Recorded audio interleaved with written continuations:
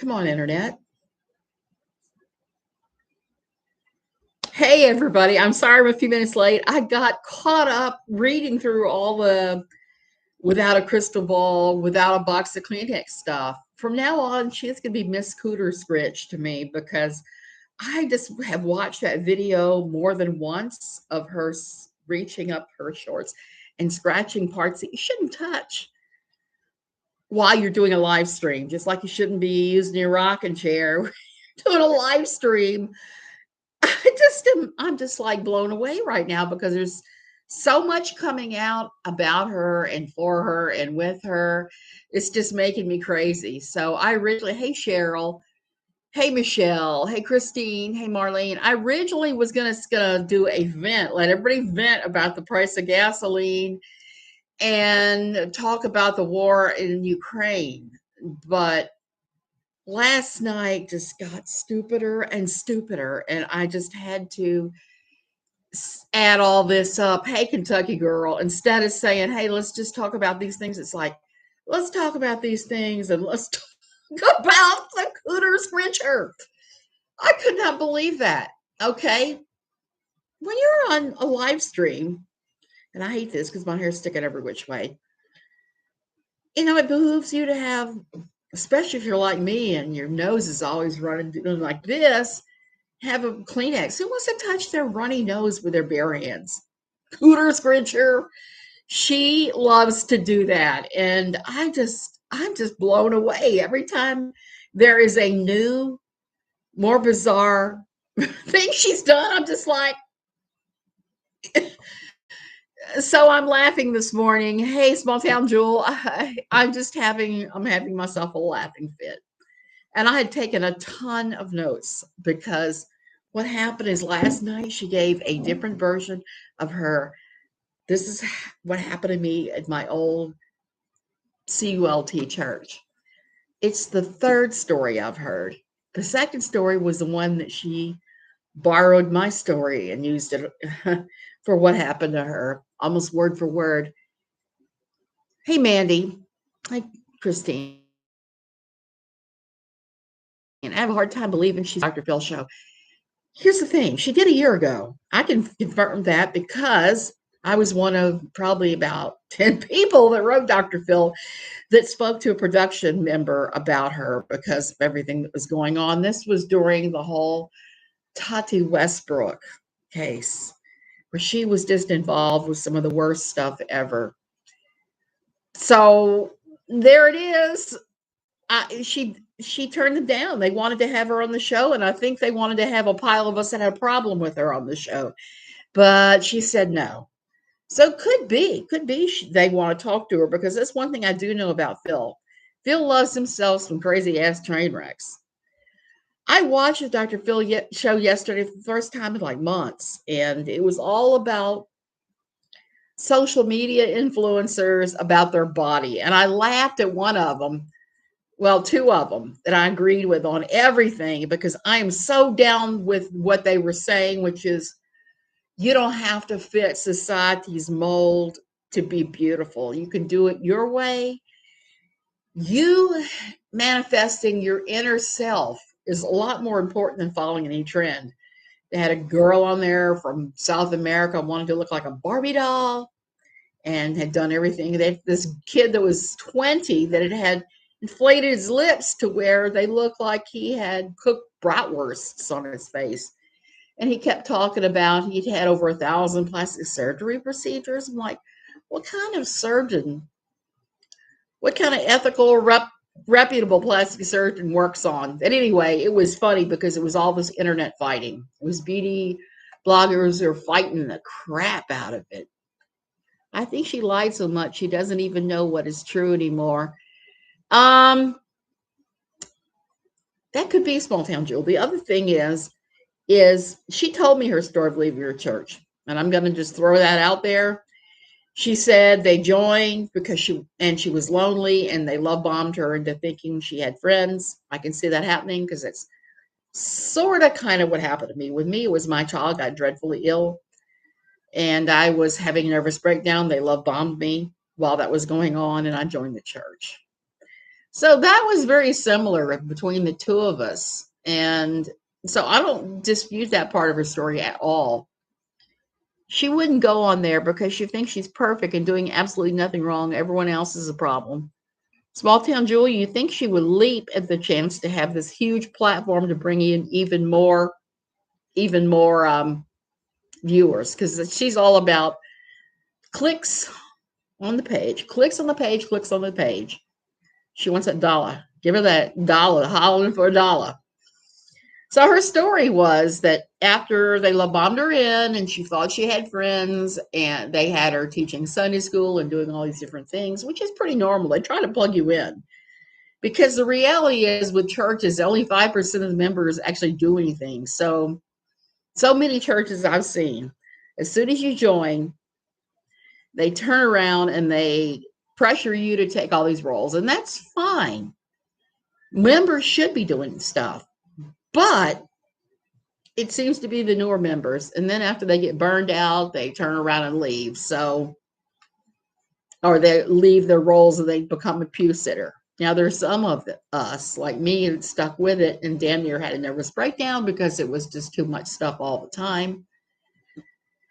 Too much stuff, too much money. So she said to me that she ultimately left because they weren't helping her with V in any way, shape, or form. They weren't providing any kind of help. Nobody was giving them any kind of respite from taking care of him all the time. There was no financial help whatsoever at the church.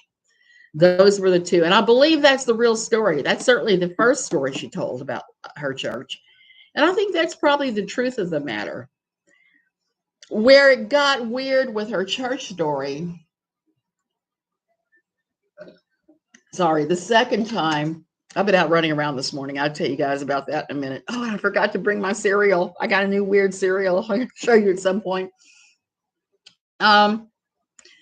The second time she gave her story, she used mine entirely, right down to saying the pastor asked her to divorce her husband and stay, which is what happened to me. And she kept saying rock and roll church. Well, there is no such thing as rock and roll church. It's not even a term that's used. I certainly never used it. We were more of a charismatic church that did contemporary worship. Now, contemporary worship is kind of code for rock and roll. Rock and roll is music. Rock and roll music with Jesus, Jesus, Jesus. Hey, but you shouldn't expect finances from your church. She's just taking everybody else's story as her own. Christoph Ann, exactly. I think the story she told the first is the real one, okay? As much as there is a real one with her, because we know she does like to cannibalize everybody else's stories, and I don't know if she took that from somebody. And so she used a lot of my story, which I've told many times at NLQ. It's on record. I told it a couple of times here, so it's on record, as way before she started telling that story. So that's where we are. So the story she told last night was partially true. She said she joined the church because she was lonely and they love bombed her into it, and she was lonely because of her son. I believe that happens. That is sometimes a fundagelical church go-to move. It's their MO, their modus operandi. I'm stumbling this morning. So that's not unheard of. That's something they do. So I believe her for that. But man, was she jealous of the pastor's Bentley and is carrying on about having to pay all this money. I mean, so much. And okay, I don't know too many pastors that are living that way. I'm just going to throw that out there. The more of the pastors I know are living like my friend Bruce Garenzer, where they're putting themselves and their families last. They're driving old beater cars. They're living in a trailer they had to fix up. It's not a luxurious lifestyle unless you happen upon a wealthy congregation, which you tell me how often that happens. Churches can help families financially, but what was she expecting? To pay her medical bills, give her sympathy money? I'm not sure what she was expecting. I mean, she said to me she expected them to do some like respite care, which the only respite care I know of is in the foster care system. They have respite care.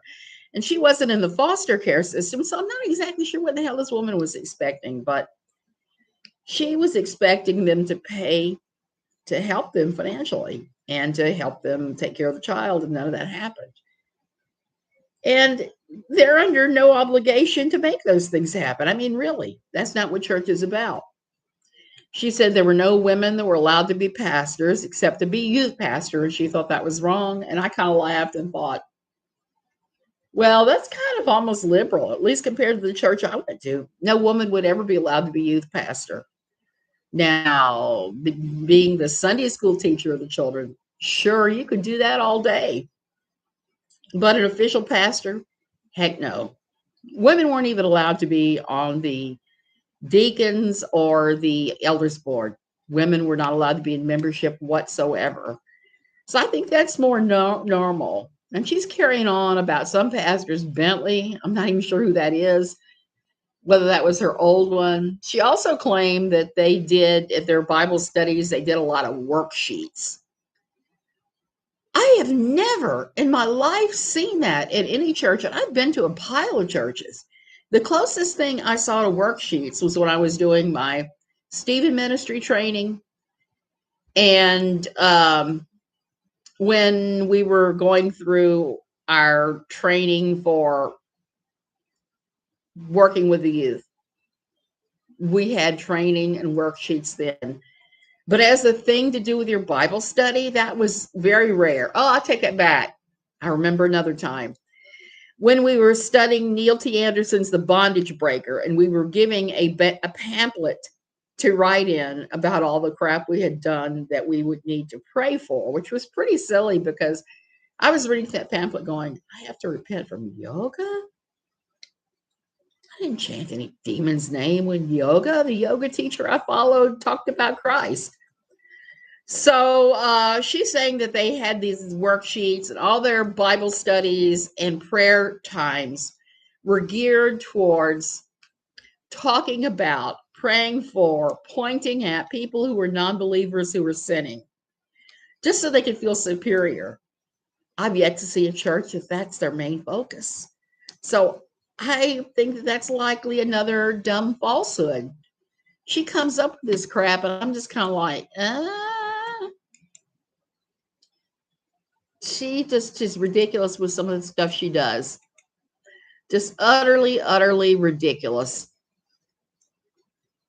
And so she was talking about everybody at her church tithing hard, but needing the food bank to feed their kids. Now, where I used to go to church, we had a lot of people who were rather poor. We had everything from millionaires, hey, Ginger Lee, to extreme poor people. And in that kind of evangelicalism, they look down upon taking government money. Nobody I know has signed up for food stamps. Sometimes the food pantry would be used. Not very often. Most people just tried to eke out on what they could. The church would give people money sometimes when they knew they didn't have the money to feed the kids. We had several Bible study teachers who had worksheets, but it was their teaching style. That's fine, Cheryl. Worksheets are perfectly fine. I don't think you can say that every church does this, which is what she was trying to imply. Does everyone have their pink prop Bible? Ginger Lee, oh my goodness. No, I don't have, I'm going to let you in on a little secret here. I don't have a Bible here. They seized my 3 Bibles when they seized all the crap in our shipping. So I don't even have a Bible here. I do have a Kindle where I have a Bible downloaded on that, but an actual physical Bible to page through like she was doing last night. Nope. That doesn't happen. It's not going to happen. So we had real poor people. And I'm actually writing about that right now in my book about my old church. I'm writing about the poverty and some of the things I saw people do. But most of the people who had that kind of extreme poverty also raised gardens to supplement their food. They had all kinds of tricks of the trade. I learned something from some of those. It's actually possible to live on very little money. Oh no, it was the teachers, not the church. Yeah, and Cheryl, that's okay. It's okay to use worksheets. I've been in those studies where those have happened, but it's not okay to say that's what they always do, because that's not true. So I dispute this story of the church doing this and that them trying to throw shade at everybody. I just don't see it. She talked about there being no board, no elders, only the pastor. I don't buy that either. Why? Because I know what it takes to make a church run, and it is not a one-man band or a one-man, one-woman band. It just doesn't work, because if you have anything more than like 50 members, you need help. There are so many things. I mean, just stupid things, from hospital visits, welcoming new people, trying to help them get with the program. There's all kinds of things that need to take place to make the church run. Somebody's got to clean the joint. We used to have a rotating schedule. We all cleaned. You could either clean, or you could pay the $100 to have a cleaning crew come in and clean it. There's just so many things. In any type of activity, you really need volunteers. So even my old CULT church had an elders board. They had a elders board, and the other guys, the deacons. So they had that, and then they had like a chain of command of people they could call upon to do things, including yours truly. And agreed, I've attended quite a few small churches. We had a whole board, even with 30 members. Christoph Ann, exactly. I wonder how our church felt about the community LGBTQ. She said last night that the pastor said he was fine with gays marrying, but preached something else from the pulpit. She has mentioned that a couple of times. And yet last night she also said she had slept with 2 women. And this is a first for hearing, because she said a couple of years back that she had, when she first trotted out her story of being LGBTQ friendly, that she was bi but had never slept with a woman. I'm waiting for WOACB versus WOACB to do a video showing her discrepancies. I am sure. And she said they were forced to give and give and give beyond belief. Every church is going to ask you for a tithe. They're going to ask you for a tithe, and they're going to ask you for money when different things come up. We're dealing with a situation right now with a pastor in Nicaragua that is trying to get the church we're part of now to give him not a little bit, but a lot of money.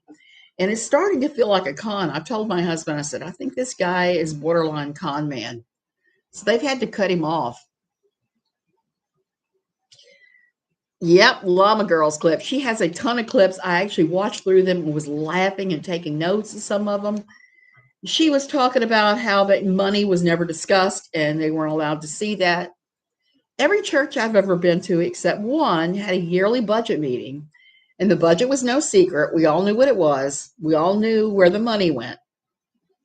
Now, the church that didn't do that was the last one I was at 4 years, Tamarindo Church. And I think that was just because Lyle, the pastor, was just the most organized man. I love Lyle.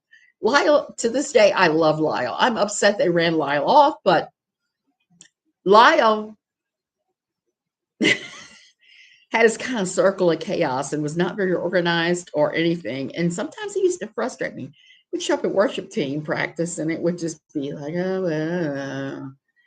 So that was not his strength. Just another troll. The crotch scratch was so cringy. Ooh, yes, I'm calling her the cooter scritcher. That's my name for her now. I've thrown away without a box of Kleenex because that was the cooter scritch heard around the world. So that's a new one, a new one for all of us.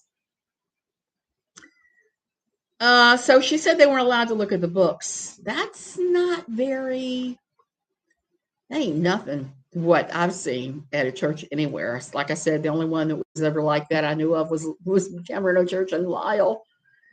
But I don't think Lyle was stealing. I just think Lyle was extremely disorganized. I love him. is now in Virginia Beach studying to be a nurse. I wish he was still here because I would still be at my old church if he was. I would be perfectly content to be there. So Cheryl, same deal. Every church I've joined has had open books, except for poor Lyle.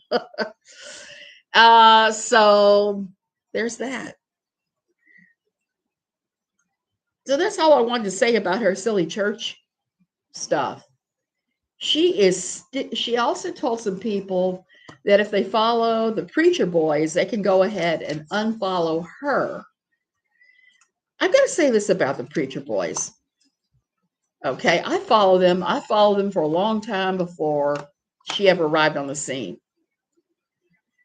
But I follow a lot of recovery and leaving blogs, Facebook groups, a whole bunch of stuff, because that's what I've been involved in for 10 years, the 10 years that I wrote for Pathos. And before that, a couple of years, because I'd left my church and they made my life a living hell. So I started telling my story.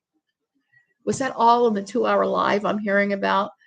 Lexi, I'm not sure, but Llama Girl has the clips of all the stuff we're talking, including the cooter scritch. I just couldn't believe she did that. She just reached up through her shorts and was... I can honestly say I have never seen that type of behavior on a live stream, and I've seen some crazy live streams. I've seen some crazy, crazy ones, and you guys know you've heard me be very asthmatic on some of my streams. It's most I'll do towards being that kind of rude. So I'm not really sure even what that was all about last night, except to say, oh my God, oh my poor Jesus. Please, I need to be able to not see that anymore. Twitter, yeah, I'm so grossed out by sis needs to be more self-aware. She doesn't know what self-awareness is. Now she's claiming to talk to all these documentarians and Dr. Phil and blah, blah, blah, and all this, and I'm not buying it.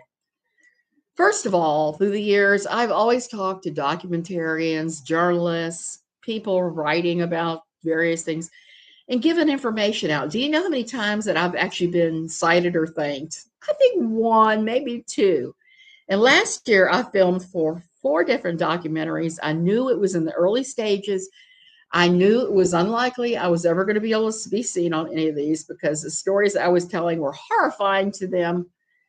I could see it was like, but I don't think they ultimately fit with the scope of the documentaries. 2 of them were about Gwen Shamlin. I didn't know Gwen. I told them what I could. I'm not sure it was anything that was very useful. One of the other ones was about the ATI IBLP, and I was never a member of that. I've been IBLP adjacent, but I was never a supporter of that. So I had to say what I said. I don't think I will end up in that one either. Unlike her, I don't care. That's just kind of what I do. If somebody approaches me, I make sure that I give them what info I have freely. And if they cite me, great. If they don't cite me, great. Whatever. It is whatever. Hey, Kathleen, does she not go live on YouTube anymore because she can use a filtered Instagram? Just another troll. I am very confused by her usage lately and not usage of YouTube.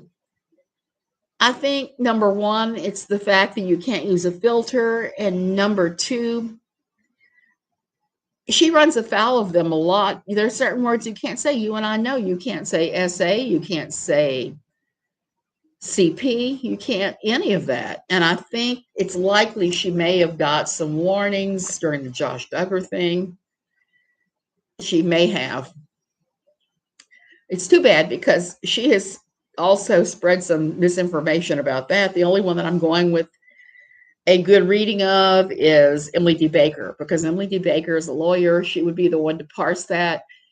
I agree with her what I think the sentence will be. I think it'll be between 8 and 12 years, because that seems to be about what these extremely religious people that get caught with doing these things and violating federal law, that's about the range. I see a lot of them get The only exception was Jack Shope, who got a few years more added on. So she's still stuck on this 7 Mountain thing. And she started to get some pushback from the 7 Mountain Mandate people, from the 7M, from the people who are doing the dancing. Granted, I don't know much about any of that. I see that Isaiah Shinn is heavily involved with the dance world. He was on So You Think You Can Dance, or a couple of those dance competitions. And he seems to be pretty much an expert at that. So I think it's just a family squabble gone haywire, as far as I can tell, between Miranda and her sister and her parents.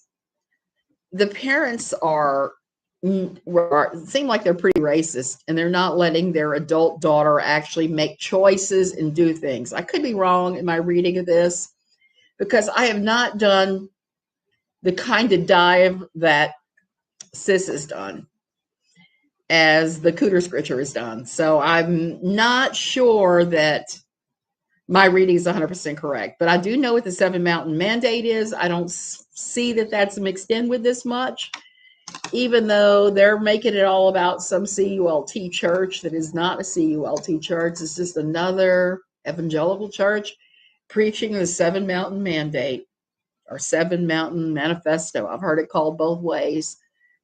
Most of those kids started on So You Think You Can Dance. Absolutely. And the Miranda and her sister have danced professionally. I mean, to the point where they have their SAG membership. And she's wrong. She says there's no union for dancers.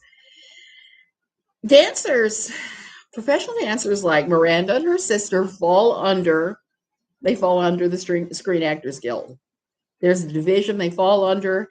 And if they're dancing professionally on television and on these videos for Kanye or whoever, they fall under that. That's the thing they can join. And so there's quite a bit that she's gotten wrong on this. So I'm just kind of saying I wouldn't pay any attention to it. Now, I did get quite a laugh. They have started an Instagram and a Twitter against her, and calling out a lot of the information that's wrong and the things she's saying. If I was Isaiah Shinn and some of the others, including the pastor of the church that she's talking about, I would have to think about suing her at this point, because this is definitely crossing over into defamation. She's already tried to contact sponsors and tried to get sponsorships pulled, which again, tortious interference, according to on civil law, I think it is, that said that. So I agree. I'm so happy they're speaking out. So am I, Lexi. So am I. I was like, go get her, because she's trafficking in lies yet again, which seems to be her MO for everything. I don't know why. I think she thinks it's going to make her popular, whatever. So we're done with the Cooter Scratcher today. The thing everybody's griping about, let's talk about it. Gas prices. Now, I know in the U.S., they've gone up yesterday. I don't know what they are in your area, but I saw almost $7 in California yesterday go up. They did reach out to Todd Chrisley. Now, whether Todd reaches back, I don't know. And I don't know what the status of this so-called class action lawsuit is. I've sent 3 emails. I've heard nothing. Nothing. They've never bothered to acknowledge my first email. So I'm just going to say, don't count on anything, folks. Don't count on Todd Chrisley. I like Todd. He's kind of funny. But the lack of anything with the class action lawsuit is just pretty ridiculous. She makes me so mad. She's like Teflon. Well, she is kind of like Teflon, but Teflon has a life, has a shelf life. How many of you have had a Teflon pan where it's great for a long time and then all of a sudden all the Teflon bubbles off? I think that we have to look at her the same way. Eventually the Teflon is going to bubble off and she's going to be gone. Gas and all things using grains have price jumped here. Cheryl, I can't hardly get grains here. I don't know about where you are, because I know you're in the Netherlands, but it has gotten crazy here. Our gas yesterday went to over $8 a gallon. It jumped $1 in a day. And I cannot get anything that is U.S. made grains except Honey Bunches of Oats. Honey Bunches of Oats, which is kind of funny because I don't really like them. I have a box of them right now. And you can get things that are made by Kellogg's South America here, which you have to be careful of because Kellogg's South America has more sugar in it than Kellogg's North America, which is kind of crazy.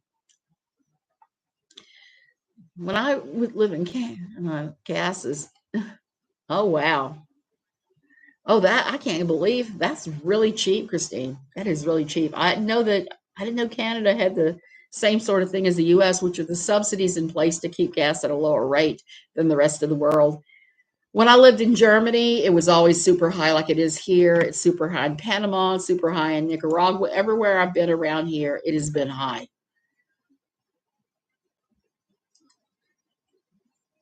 Oh, yes, Kathleen, I have to keep shouting it out. That's why I started calling her the cooter scratcher. There is a part that Llama Girl on her Twitter has where she's talking and she reaches. You can see her reach through the leg of her whatever she's wearing, her pajama bottoms, shorts, whatever, and she's bent over, and you know she's scratching.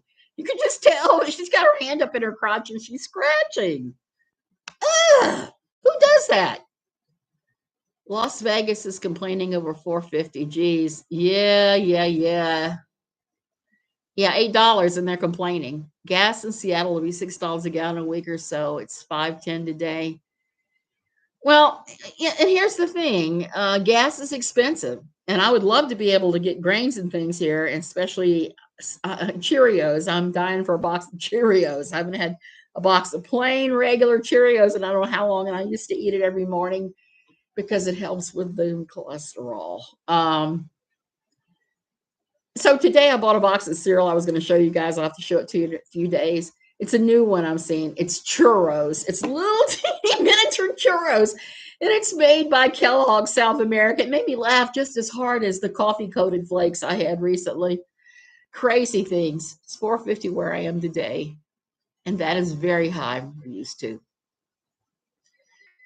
Christoph, it really is. And I don't know that it's going to come down anymore. Joe Biden was supposed to announce today that they were stopping buying any fuel from Russia. And I don't know if he made that announcement 11 like he was scheduled to or not, but I would not be surprised. And here's the thing. It's the gas companies that are driving this. It's not actual need at this time. It's not like we're running out of oil. It's always irked me that when I lived in Louisiana, there were so many people that had oil wells on their property, including my family, that the oil company would come in, they'd drill the well, they'd get the oil, and they would cap it and say, this is for our strategic stockpile. So they wouldn't use it. So there is quite a bit of American oil and gas that has never been used that's part of the strategic stockpile. So there is that. Jackie, I'm going to say this yet again. The new nickname I've given her, and it's kind of disrespectful, I'll admit that, is because Llama Girl has a clip of her last night on her live.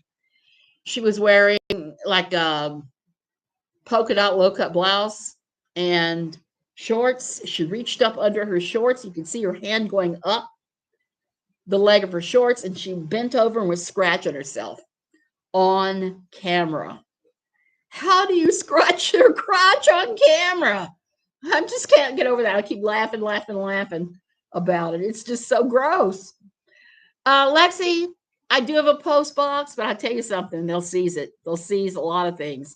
It's a very small list of things that can actually be sent from the US to here, and it takes forever.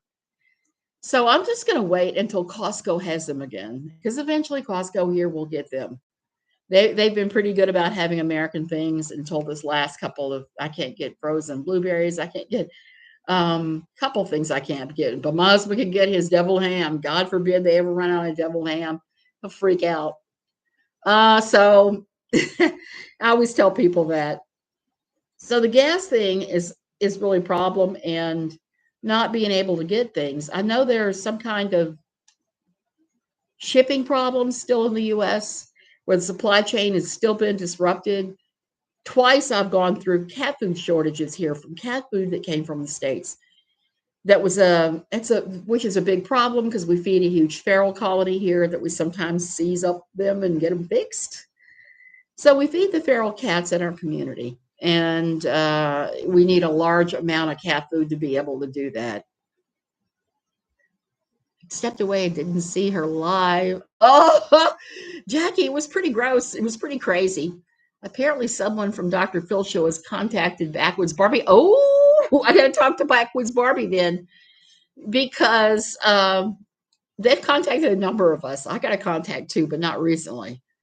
They've been circling her for at least a year that I know of, because over a year ago, I wrote them about her, as well did other people. We all wrote Dr. Phil Show about the red hot train wreck that is this.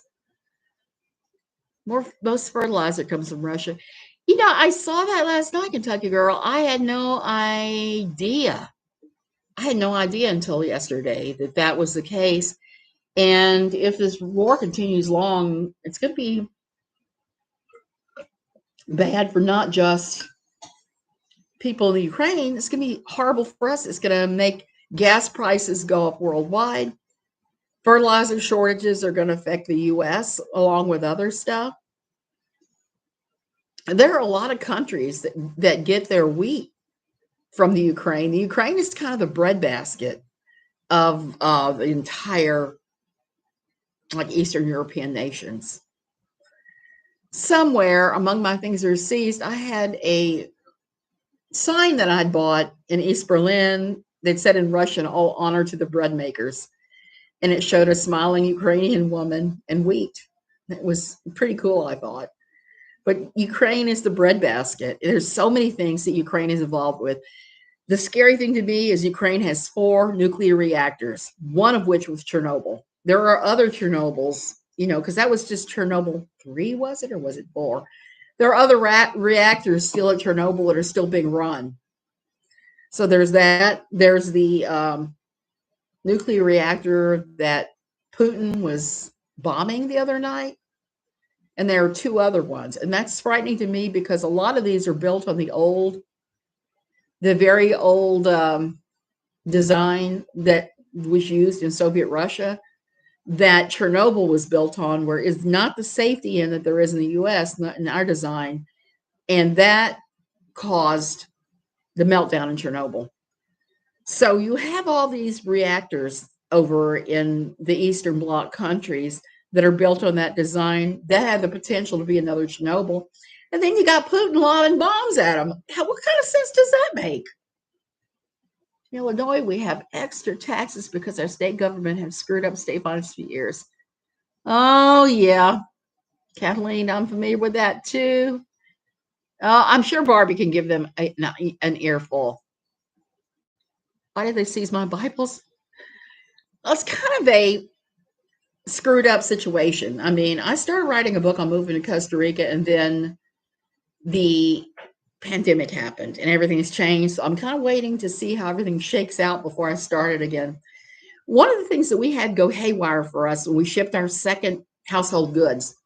Now you can come here and ship your household goods and pay no aduana, no taxes on it at all, no import taxes. Our first shipment, I decided what we needed to run a household here. I packed all the boxes. I packed them myself because I've done 2 international moves before, and I know what they require I did exactly what they said. I put a list on the outside of the box of every item in the box. I had my manifest I gave them. When they came up, they looked at my boxes and said, everything's done correctly. So I shipped, I can't remember if it was 2 or 3 pallets from the States to here and packed everything myself, did everything myself. It wasn't even that expensive. It was like $1,500 for 3 pallets. And it took forever because I got into a disagreement with the Costa Rican government because one of the boxes held all of my supplies for my CPAP machine, all the extra masks, filters, all of that. And they were going to let it go. And then they figured out it was for a CPAP machine, and I had to pay an additional $500 to register my CPAP machine with the Costa Rican Health Department to import my masks. So I did that, and everything went fine. We got everything except I'm missing a turquoise blue stapler, and I was missing a pile of linen hand towels that were the calendar ones. I had them all the way back to 1976. They were just gone. And that's not uncommon here. You end up with 2 or 3 things always missing from your shipment. Everything went smoothly. My second shipment, Jackie, I'm gonna have to do that. My second shipment, I was not there. I was supposed to be there, but I could not coordinate my being in the States with when they could drop off the container, because this time I was shipping an entire container full of shit. So I was like, I don't know what I'm going to do. So what I ended up doing was my realtor who sold my house, and we were getting everything out because it was a sale, said, don't worry about it. I know where everything is up in your, because we had a room over a 2-car garage. Everything we owned was that we wanted to keep was stuffed in there. He said, don't worry, I'll charge you X amount of dollars. I'll get the guys to come unload the storage room right into the container. And I just said, now, wait a minute. There's a few things in there that need to go to the kids. I've got stuff that needs to go to the dump. I got stuff that needs to go to Goodwill. So I went through the storage room with handy dandy Post-it notes. And I put a Post-it note on each thing what the deposition was. Well, what happened was my kids got there and everything had been loaded into the container and shipped. So I had a manifest of what was going to be in the shipping container. And I told the shipping company, it's going to be X amount of things. And then I said, well, somebody else is loading it. So maybe a few extra. And they said, oh, don't worry about it. It got here, and there were 3 or 4 times what was on the manifest, because the realtor had them just pack all the shit in there, including a couple of bags of trash. So it arrived, and the day I was contacted about arriving, a strike happened that shut down all shipping and all everything.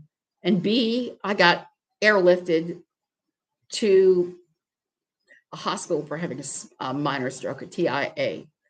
So I couldn't get to any of my stuff. They said, hey, what's the deal? Why is all this extra? I explained, hey, this is what's going on. They said, what you have to do is fill out a document stating that, and then we'll process it and you'll get your stuff. Well, what happened is the strike drug on so long, it drug on more than a month. And no one told us that we only had a month cut off to get that stuff. So what it boiled down to, after a year and a half of going back and forth with Aduana, with the shipping company, with everything, they said, we're seizing 2/3 of your stuff. Get in here and pick what you want. So we went in there again with Post-it notes and marked everything we wanted. They brought all the wrong shit. And some of the stuff they brought that I was going to let go, they brought, and I'm glad to have here. But a lot of weird stuff, like they brought a desk drawer instead of the entire desk. Just stuff like that. So we lost a lot of stuff, a lot of personal things, including my Bibles. And at first I was really bummed out, but now it's kind of freeing. It's kind of freeing to get rid of your stuff. I'm just going to come right out there and throw it out there. I don't miss it. I don't miss any of it. Not at all. So there's that. That's what happened to my Bibles. That's the story. Ukraine has 15 nuclear reactors. 15? 15 in 4 different locations, I believe, because I know that there are 4 locations.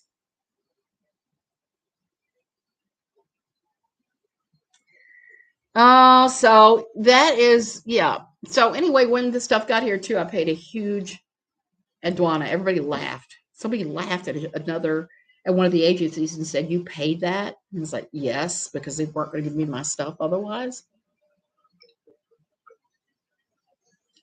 So I don't want anybody to have that same problem. And I have other friends that have even more horrific tales of what happened to their shipping. Shipping is the thing that goes sideways. I've only seen one person get their stuff in a timely manner and not get shut down. And I'm going to explain that in my book, because when you move here, pay Allied Van Lines or somebody else to come in and ship it all. Pack it, ship it. It's going to be expensive. It's going to be $10,000. But guess what? You get your stuff within 6 weeks. You won't even have to think about aduana. They'll take care of all of that. They'll take care of everything and bring it right to your door. And you just have to sign your name and grin, and you'll come out cheaper. What I want to know is, I know I heard you say in the past it's hard to get things shipped to you in Costa Rica. So, Michelle, the thing with Amazon is they used to ship here. I used to buy things at Amazon, the few things that are not on the forbidden list, because there's things you cannot import here, like food, like makeup, like any kind of over-the-counter drug. None of that you can import. Amazon used to ship here, and then the pandemic happened, and all air traffic stopped between Costa Rica and the U.S. for a number of months, and we were told in the post office, no more mail from the U.S. And it got so bad that a friend of ours' daughter, who sent us a wedding invitation, called us up one day and chewed us out because the invitation was returned. The invitation was returned, and I had to say,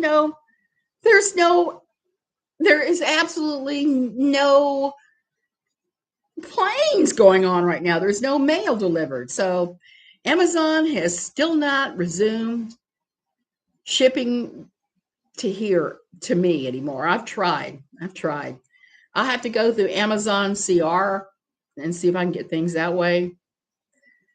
There are shipping places like Liberty Express that you can pay a buttload and they'll ship everything to you. But what I usually end up doing now is, I go back to the States every 3, 4, 5 months. And I do what everybody else does. I layer my suitcases. You put your clothes in your teeniest suitcase. You stick it in your middle-sized suitcase. You stick it inside your big suitcase. And when you get there, you fill your medium and your large suitcase with all the crap you buy. Last time I did something that was the most useful. I bought everything I needed on Amazon, had it shipped to my daughter's house where it was waiting for me when I got there. And I'm about to do that again because I'm about to go visit my daughter. She's planning her wedding, and it's hard to do wedding planning from here and having those conversations and figuring out what to do. So I have to go there before the wedding for that. And right now, my husband and her are at loggerheads over the cost of the caterer. So there's that.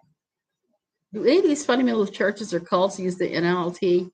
Most of them use the King James only, which is kind of funny if you look at the translation of it, but biblical scholars will tell you it's the least well translated one of the whole bunch. Christoph Ann, I had a thimble collection where I had thousands of thimbles from everywhere I've been in the world. I miss my thimbles. Yeah, I'm going to go ahead and watch Barbie's video in a little bit. So that's the thing. And now that gas is so expensive, we'll be going less places. Now, you've probably heard me grumbling here about a friend of ours that lives down the road who is constantly asking my husband and I to help her out.